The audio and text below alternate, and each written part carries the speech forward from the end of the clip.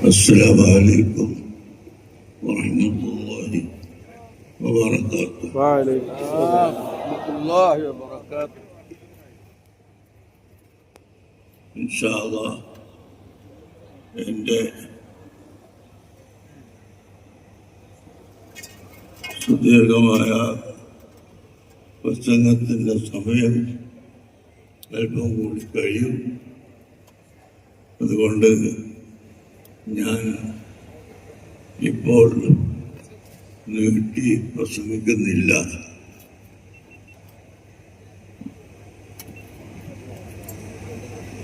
യഥാർത്ഥത്തിൽ ഇന്ന് ലോകം സമ്മതിക്കുന്ന ഒരു യാഥാർത്ഥ്യമാണ് അന്നം ചോദിച്ചു വരുന്ന പാവപ്പെട്ട മനുഷ്യനെ തല്ലിക്കൊല്ലുന്നത് കാടത്തമാണ്, അങ്ങേയറ്റത്തെ കാടത്തമാണ്. ഇത് അംഗീകരിക്കാത്ത മനുഷ്യർ ഉണ്ടാകുമോ എന്ന് ഞാൻ സംശയിക്കുന്നു. അതുപോലെ ആൾക്കൂട്ട കൊലപാതകങ്ങളും മറ്റ് അക്രമങ്ങളും ഇവിടെ നടപാടുന്നത് ജനങ്ങൾക്ക് അറിവും ബുദ്ധിയും വിവേകവും നൽകാത്തത് കൊണ്ടാണ് എന്ന് ഞങ്ങൾ മനസ്സിലാക്കുന്നു. അല്ലാഹുവിന്റെ അനുഗ്രഹത്താൽ നമ്മുടെ കേരളം മറ്റ് എല്ലാ സ്റ്റേറ്റുകളിൽ നിന്നും വേറിട്ട് നിൽക്കുന്നത് 100 വർഷത്തിനപ്പുറം നമ്മുടെ നേതാക്കൾ ഇവിടെ രൂപീകരിച്ച സമസ്ത കേരള ജമീയത്തുൽ ഉലമ അതിൻ്റെ പ്രവർത്തനം കൊണ്ടാണ് എന്ന് ഞങ്ങൾ കരുതുന്നു. സമസ്ത കേരള ജമീയത്തുൽ ഉലമ ഇവിടെ യുവാക്കളെ സംഘടിപ്പിച്ചു, സുന്നി യുവജന സംഘം ഉണ്ടാക്കി, അതുപോലെ വിദ്യാർത്ഥികളുടെ സംഘടന SSF സമസ്ത കേരള ജമീയത്തുൽ ഉലമയുടെ നിർദ്ദേശം അനുസരിച്ച് നീങ്ങിക്കൊണ്ടിരിക്കുന്നു.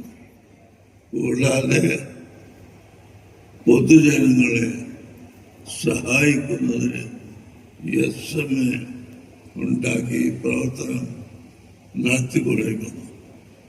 കേരളത്തിൽ മാത്രമല്ല, ഇന്ത്യ രാജ്യത്ത് മുഴുക്കെ വിദ്യാഭ്യാസ സ്ഥാപനങ്ങൾ നിർമ്മിക്കുകയും ബഹുജനങ്ങളെ ബോധവാന്മാരാക്കുകയും ചെയ്യുന്ന പദ്ധതികൾ ഉണ്ട്.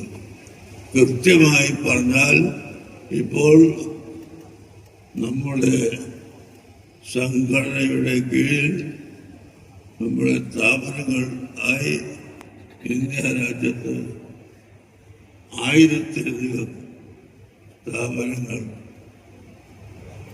പഠിപ്പിച്ചുകൊണ്ടിരിക്കുന്നു. അതിലുള്ള വിദ്യാർത്ഥികളുടെ എണ്ണം വ്യത്യസ്തമാണ്. 100 മുതൽ 1000 വരെ വിദ്യാർത്ഥികളുള്ള പല സ്ഥാപനങ്ങളും ഈ കൂട്ടത്തിലുണ്ട്. UP-യിലും ബീഹാറിലും